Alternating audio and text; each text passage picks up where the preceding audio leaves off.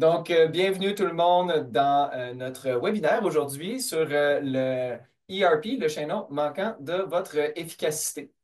Le fonctionnement du webinaire aujourd'hui, ça va être une présentation qui va être en continu. Si vous avez des questions, évidemment, vous allez avoir accès au chat en tout temps. Donc, vous allez pouvoir venir écrire vos questions dans le chat. Je vais pouvoir les voir, sinon on a des modérateurs aussi dans la pièce qui vont pouvoir les regarder et qui vont pouvoir répondre aux questions qui peuvent être répondues rapidement. Sinon, on va les reprendre et on va avoir une période de questions à la fin de la rencontre où est-ce qu'on va pouvoir y répondre. Si évidemment on a besoin d'aller un peu plus en profondeur dans la rencontre, on va pouvoir recéduler une rencontre ensemble et faire ça plus one-on-one pour qu'on aille dans le niveau de profondeur qui va vous convenir.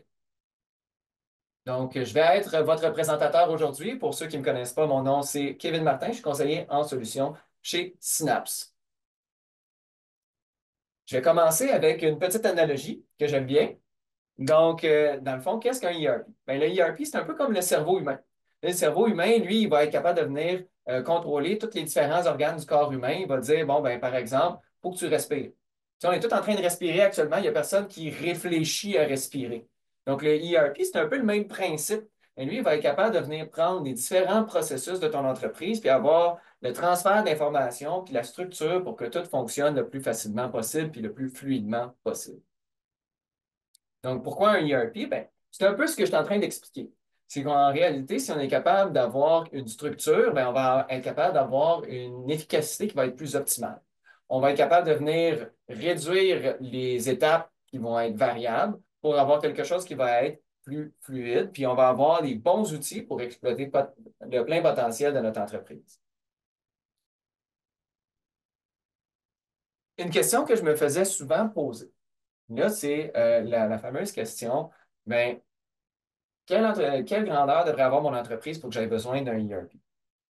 La réalité, c'est que cette question-là a plusieurs réponses. La réponse, c'est pas vraiment par rapport à la grandeur de l'entreprise. En réalité, tu sais, on a dans nos clients des entreprises qui sont 3 employés et qui ont notre ERP, comme on en a d'autres qui en ont 150. La réalité, c'est que le besoin du ERP va plutôt dépendre de où est-ce qu'on veut s'en aller. Qu'est-ce qu'on veut faire? C'est quoi la grandeur qu'on veut atteindre? C'est quoi nos processus? C'est plutôt ça qui va venir souligner le besoin. Parce qu'en réalité, ben, dans le domaine de l'ébénisterie, ben, nos processus sont souvent compliqués. On a souvent beaucoup d'étapes. On a souvent beaucoup d'éléments qui vont fluctuer parce qu'on fait des produits qui sont custom. On fait des choses qui ne sont pas nécessairement du repeat. Mais il faut que nos processus, on soit capable d'avoir une certaine standardisation, qu'on soit capable d'englober tout ça. Et dans le domaine de l'ébénisterie, particulièrement. C'est pour ça que quand on pose la question, ben, combien d'employés j'ai besoin, ben, en réalité, ce n'est pas combien d'employés je devrais être pour avoir un ERP. Si tu as besoin d'un SAP, peut-être. Tu as un SAP, où est-ce que ça va te coûter, on va dire quelques centaines de milliers de dollars, ben là, peut-être que tu as besoin d'une plus grosse entreprise pour pouvoir avoir ce genre de financement-là. Mais ce qu'on voit, c'est qu'en réalité, puis là, cette donnée-là, moi, je ne la connaissais même pas, mais pour faire la présentation, on a recherché un petit peu. 82% des PME utilisent des ERP et soulignent leur importance pour leurs entreprises. C'est une statistique qui est beaucoup plus grande que ce que je pensais. Donc, pourquoi adopter Synapse? Donc, pourquoi adopter un ERP? Ben, c'est un peu ce que je disais. Donc, on va commencer avec une structure puis une clarté des processus. Donc, savoir où est-ce que je m'en vais, chacune des étapes, venir les lier ensemble, puis s'assurer qu'on va avoir une bonne fluidité pour aller chercher réellement ce qu'on est capable de faire. Avoir des bons KPI. Donc, si on est capable d'avoir la bonne information, donc l'information qui est véridique, ben, on va être capable de prendre des décisions qui vont être plus éclairées. Donc, ça aussi, c'est un élément qui est très important, mais qu'on va souvent minimiser. Euh, Centraliser l'information, un autre élément. Si on vient avoir l'information à la bonne place au bon moment, ben c'est comme ça que je vais être capable d'être plus efficace. Si je suis obligé tout le temps de venir retranscrire de l'information d'un département à l'autre, ben j'ai un risque d'erreur qui est plus grand. Si je suis capable d'avoir tous ces éléments-là, ben je suis capable de venir prévoir puis planifier de manière proactive. Parce que quand j'ai des bonnes données, que j'ai les bonnes informations, ben je suis capable de voir des tendances, je suis capable d'avoir une idée d'où est-ce que je m'en vais. Bien, évidemment, si je suis capable de planifier, bien là, je vais pouvoir attribuer les tâches en fonction de mes projets.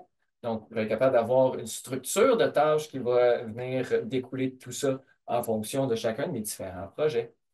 Donc, je vais être capable, d'ensuite de ça, avoir une amélioration continue et avoir une croissance qui va être maîtrisée et évolutive.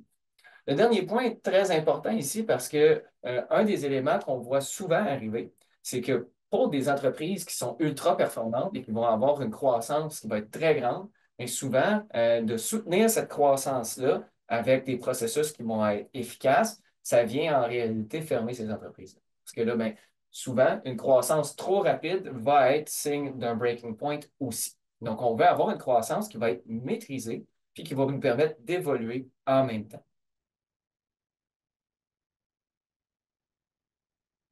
Donc, aujourd'hui, on va voir, dans le fond, sur les 9 différents modules et alvéoles de Synapse, on va voir vente, projet et planification. Donc, ces trois modules-là vont être les trois premiers modules qu'on va voir ensemble aujourd'hui. Évidemment, comme je le mentionnais plus tôt dans la rencontre, si on veut aller un peu plus en profondeur, donc si on veut avoir une rencontre qui va être plus personnalisée, un peu plus pointue par rapport à d'autres modules, par rapport à votre entreprise, on pourra prendre le temps de le faire ensemble et on ira dans le degré de profondeur qui sera nécessaire à ce moment-là. Donc, comme j'ai mentionné, les trois modules qu'on va voir aujourd'hui. Donc, le premier module, ben, ça va être la vente. Donc, l'objectif d'un module de vente, en réalité, il va en avoir plusieurs. La vente, c'est ce qui nous permet à l'entreprise de respirer. Donc, si on est capable d'avoir une centralisation d'informations autour des clients, ben, ça va nous permettre de savoir, ben, ce client-là, il m'a fait faire combien de devis? Combien de devis j'ai gagné? Combien de commandes j'ai en cours avec lui? Est-ce qu'il m'a repoussé mes commandes? Est-ce qu'il a atteint sa limite de crédit? Où est-ce qu'il en est rendu? Toutes les tâches qui sont liées à ce client-là. Donc, on est capable d'avoir vraiment de l'information autour de notre client, pour savoir est-ce que c'est un client de grade A ou c'est un client de grade Z.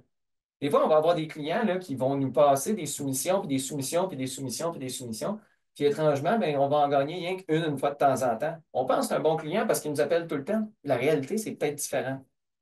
Donc, on va être capable de venir gérer efficacement nos devis et nos soumissions.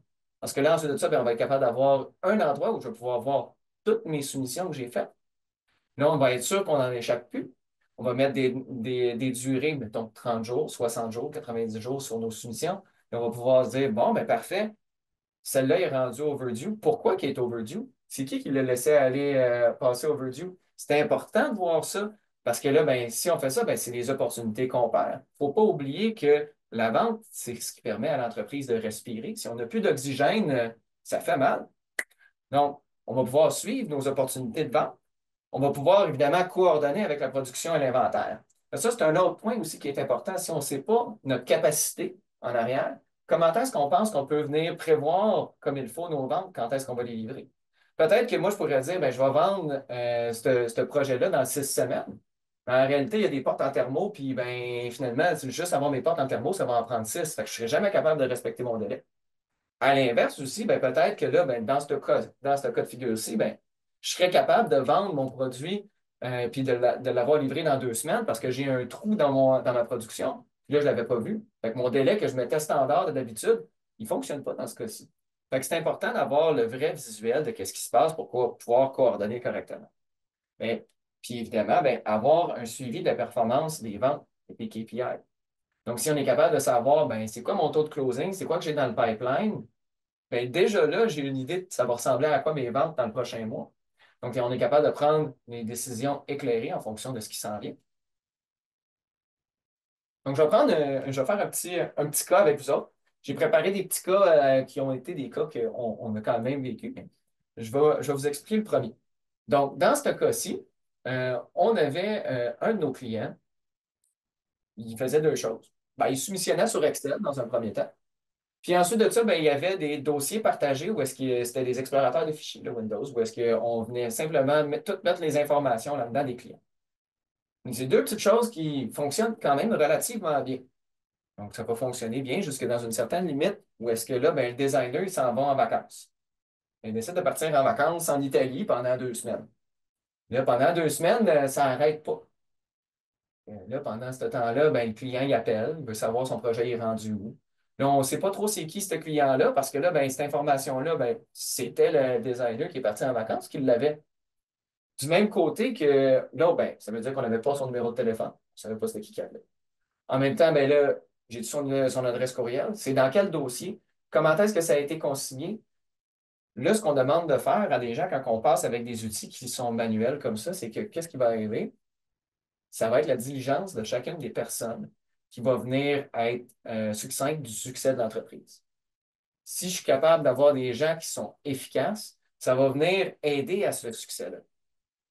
Le problème, c'est que si les gens, ben, il y a un moment donné, ils sont un peu fatigués. Le bébé, il a été malade hier. Ça se peut que ça vienne avoir un impact. Mais là, non seulement ça, mais on va avoir des facteurs externes. Facteurs externes de l'entreprise qui peuvent avoir un impact. Donc là, peu importe, notre designer va avoir réussi à vendre son projet ou elle va vouloir prévoir une date pour la livraison de son projet.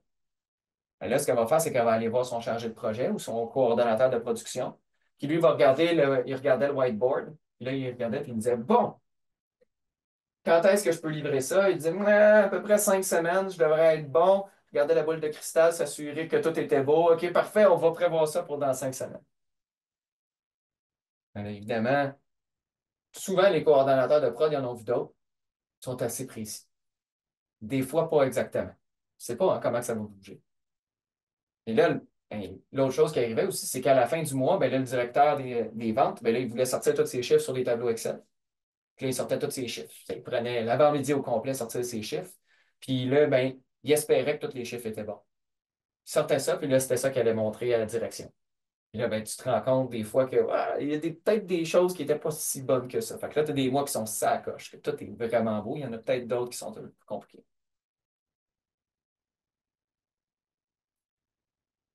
Donc, quand on parle d'un processus de vente qui est efficace, c'est quand on veut que tout soit, on ait de la bonne information, puis que tout passe d'une étape à l'autre de manière fluide. Parce que quand on n'est pas capable de faire ça, bien là, on va déjà entraîner des retards dès le départ.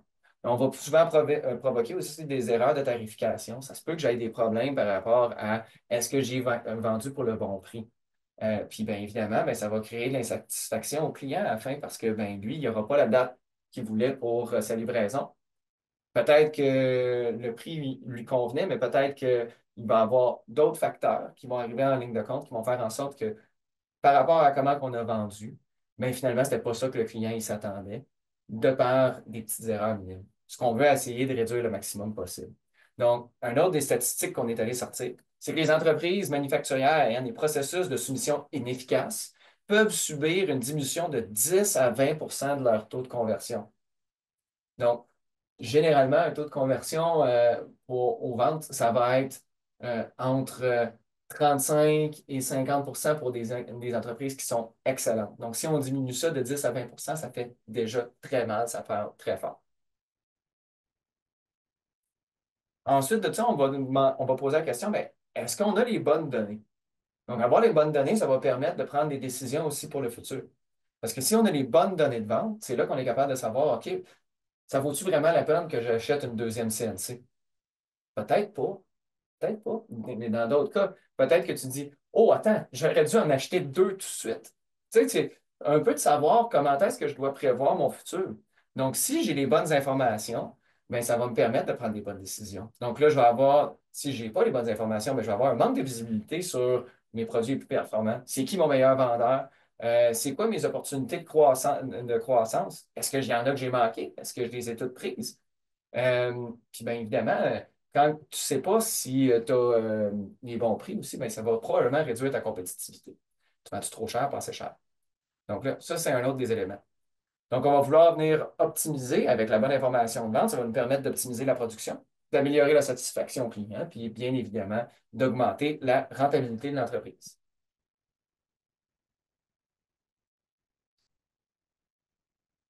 Un autre élément, donc là, j'avais déjà commencé à l'aborder un petit peu. On parlait de la marge de profit.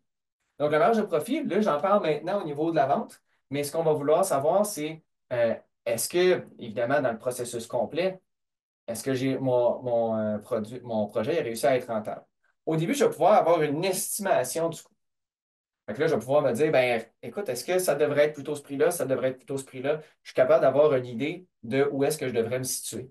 Donc, si j'ai premièrement les informations par rapport à mes clients, combien de soumissions qu'il m'a fait, ainsi de suite, est-ce qu'il m'a déjà payé tout ça?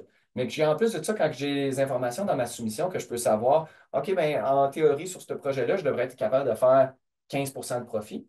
Mais peut-être que des fois, pour gagner le projet, tu vas vouloir descendre à 10. Peut-être que dans d'autres cas, tu vas vouloir monter à 32. Tu sais, ça va dépendre de chacun des clients, mais ça va nous permettre de prendre des décisions qui vont être stratégiques et efficaces. Donc, quand on est capable de faire ça, ben, on va être en mesure de venir soutenir notre croissance. Donc, une autre statistique, les marges bénéficiaires nettes moyennes dans l'industrie de l'ébénisterie varient généralement entre 5 et 20 selon la taille de l'entreprise, son efficacité opérationnelle et sa spécialisation. Évidemment, on veut se rendre le plus proche possible du 20 et le dépasser. On veut repousser cette limite-là le plus possible. Donc, par rapport au module de vente, il va nous permettre d'améliorer notre processus de vente, évidemment, ce qu'on mentionnait. Il va permettre de prendre des décisions qui vont être éclairées, qui vont être basées sur le portrait réel de notre entreprise. Puis, ils vont nous permettre de connaître notre rentabilité de nos différents projets. Donc, on va déjà pouvoir avoir une idée de où est-ce qu'on s'en va. Le deuxième module qu'on va voir aujourd'hui, donc, ça va être le module de gestion de projet.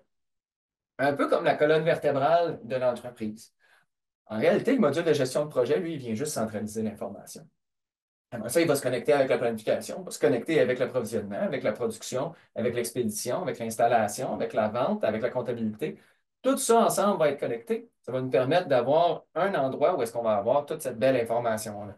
Donc, on va avoir une planification qui va être centralisée autour des projets. On va avoir un suivi en temps réel de l'avancement, une coordination, pardon, entre tous les départements. Et surtout ça qui est le plus important. Ça va nous permettre d'avoir une gestion des ressources, contrôle des coûts de projet, prévision aussi de la planification pour le futur. Donc, ça va tout un peu ensemble. Donc, je vais me faire un deuxième petit cas. Donc, pour faire suite au premier cas, là, on a réussi à vendre notre projet. Le designer, il pop le champagne, tout le monde est bien content. OK, parfait, maintenant, on embarque dans le rough. Donc là, par exemple, ça pourrait être le chargé de projet ou ça pourrait être le coordonnateur de la production, va prendre l'information du designer. On va avoir notre personne à l'ingénierie aussi, qui est souvent la même personne que le coordonnateur à la production parce qu'il y en a beaucoup sur ses épaules. Mais il va dire, OK, parfait, on va envoyer un installateur faire la prise de mesure en chantier pour s'assurer que les dimensions sont bonnes avant de commencer à faire n'importe quoi. On va recevoir cette information-là, on va le re-rentrer dans le logiciel d'ingénierie. En même temps, ben là, on va avoir quelqu'un qui va s'occuper de venir regarder, OK, parfait, quand est-ce que je devrais faire mes achats? Quel est le matériel que j'ai besoin? On optimise du côté de l'ingénierie, on a mon build de matériel, on essaie de tout rentrer ça. On essaie de voir quelles sont mes prévisions, quand est-ce que je devrais commencer à produire. C'est plein de choses à faire qui sont manuelles autour, puis c'est plusieurs gens qui sont impactés à gauche et à droite. Donc, c'est plein de choses qui bougent de partout. Donc là, on a réussi à tout planifier. Tout le monde est bien content. Puis là, ben, ça fait déjà une semaine parce que ben, c'est du travail, ou ça fait 3, 4 jours. C'est du travail à faire quand même.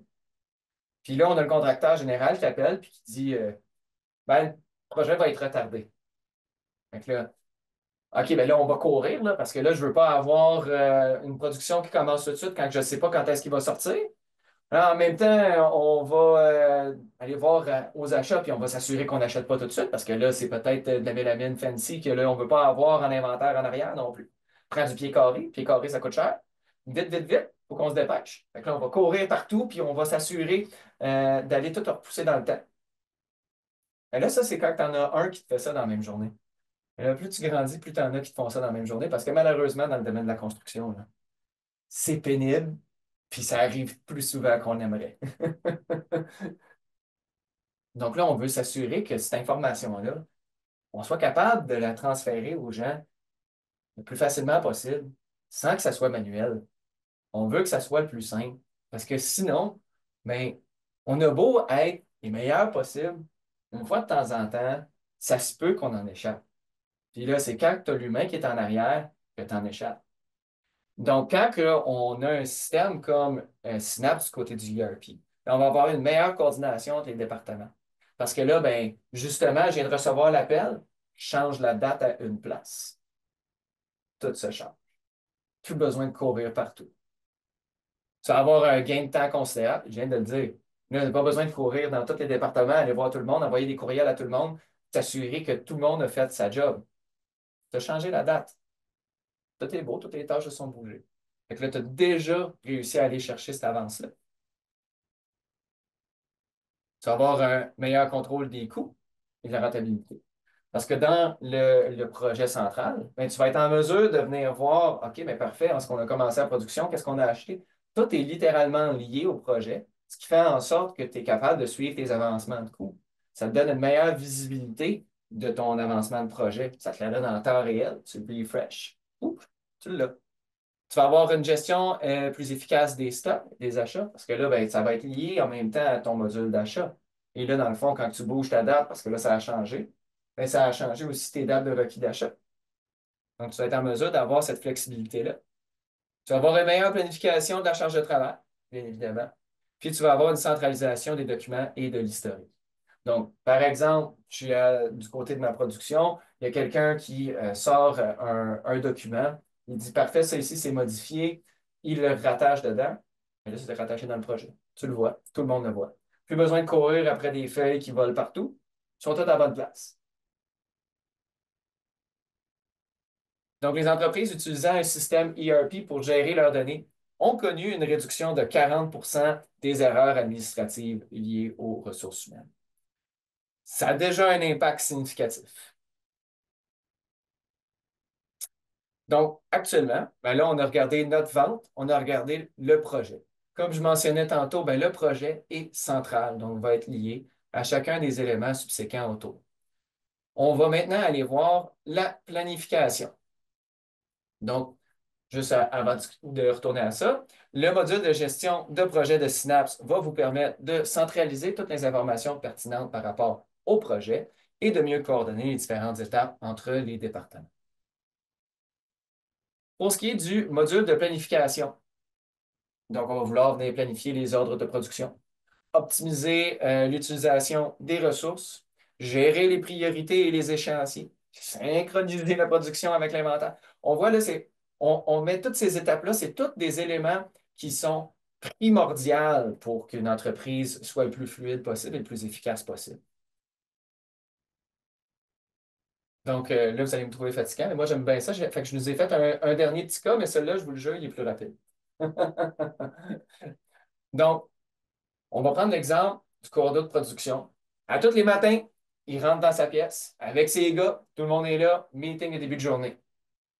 On regarde, OK, parfait, on a notre tableau qui est en arrière. OK, aujourd'hui, Johnny, tu vas être sur la CNC, Fred, tu vas être sur le Jing, puis ainsi de suite, puis on met à placer nos gars avec les différentes tâches. On a notre liste de tâches pour la journée. OK, parfait, let's go les gars, on part aujourd'hui, on sort sans cabinet. Let's go. Tous les gars sont contents, tout le monde part, puis on y va. Mais là, en cours de route, la réalité de ce qu'on vient de parler avec la gestion du projet est encore réelle. Sur le plancher de la shop, c'est encore pire. Parce que là, ben, il faut que je cours à travers la shop au complet. Que j'aille voir où est-ce qu'on en est rendu. Mais là, tu ne peux pas nécessairement arrêter une tâche qui est en cours de route, là, parce que là, après ça, lui, il va être mélangé, puis tu vas perdre des pièces. Là, tu veux qu'il finisse sa tâche. Mais là, tu veux qu'il soit capable de passer à la prochaine, puis la prochaine, il faut que ça soit la bonne. Ça devient compliqué parce que là, on finit par perdre la visibilité. Puis là, tu as des chariots qui sont partout dans ta shop. Puis là, quel chariot il est rendu où? Là, on a bougé quoi, comment? Qu'est-ce qui se passe? Tu veux être capable de savoir que, OK, parfait, on a bougé une tâche, c'est rendu celle-là la prochaine. Puis, en réalité, les gars dans le shop n'ont pas nécessairement besoin de savoir c'est quelle tâche qui a bougé. Eux autres, ils ont juste besoin de voir leur liste de tâches. Ils rentrent dans la première, puis ils vont finir faire la première tâche. Donc là, ce qui se passait, c'est que quand les priorités changent, puis tout bouge, c'est l'équipe au complet qui doit courir puis qui doit se mobiliser. Puis évidemment, quand l'équipe au complet se mobilise, ben, c'est du temps de boulot qu'on perd. Puis là, en réalité, ce qui se passe, c'est que le coordonnateur de production, là, c'est pas un coordonnateur de production. Il devrait mettre un sou rouge puis un cache jaune parce que c'est un pompier. Il fait ça, juste ça de sa journée, éteindre des feux. C'est un peu fatigant des fois. Finit par faire chaud. Donc là, je vais vous demander d'utiliser un peu votre imagination. Imaginez, dans le fond, une planification qui est claire. En fonction de chacune des étapes de ton workflow qui va venir de ton bon de travail, tu vas être capable de savoir chaque tâche devrait prendre combien de temps, va avoir quelle grosseur et va être liée à quelle tâche subséquente. Et là, quand tu en bouges une, ça bouge tout. Tu es capable d'avoir cette facilité-là de voir qu'est-ce qui se passe parce que là, je ne sais pas si vous voyez un écran actuellement, mais j'ai une ligne ici, mais je vais pouvoir voir. Lui, il a commencé, lui qui était à la station du CNC, ben, il a commencé cette tâche-là, il est rendu à 80 de la tâche effectuée. Tu ouvres ton dashboard, tu le vois, tu es capable de le voir. C'est beaucoup plus simple, beaucoup plus clair de venir voir le statut de ta shop. J'ai parlé rapidement du goulot d'étranglement. Donc, c'est quoi le goulot dans l'entreprise? Le goulot, en réalité, là, c'est ça qui est un peu fatigant dans une shop d'ébénisterie parce qu'il n'est pas toujours à la même place. Des fois, il va être à CNC, parce que là, ben, la CNC, elle arrête, elle coupe 60 feuilles, 70 feuilles, 80 feuilles par jour. Pas pire, ça, c'est facile. Quand il est à l'assemblage, ben, c'est peut-être parce que c'est Tim qui est à l'assemblage, puis Tim, il a brossé hier, puis il n'assemble pas des cabinets aujourd'hui, là. En réalité, c'est ça l'important, c'est d'être capable de savoir, il est où ton goulot? Qu'est-ce qui se passe dans ta shop pour que tu sois capable, en réalité, moi, j'appelle ça faire chanter ta shop. Parce que tu vas imposer un rythme. Puis en imposant un rythme, c'est comme ça que ta shop elle chante. Tu vas créer une harmonie dans ta shop. C'est comme ça que tu vas vraiment réussir à avoir une efficacité qui va être plus grande avec la production. C'est ça qui est le plus important. Parce que malgré tout, on ne pourra jamais éliminer les goulots. Ils vont toujours finir par bouger. Mais ce que tu veux, c'est que tout devienne le plus efficace possible et qu'on ne perde pas de temps là. Donc, des impacts négatifs d'un goulot, ben, on va en avoir plusieurs.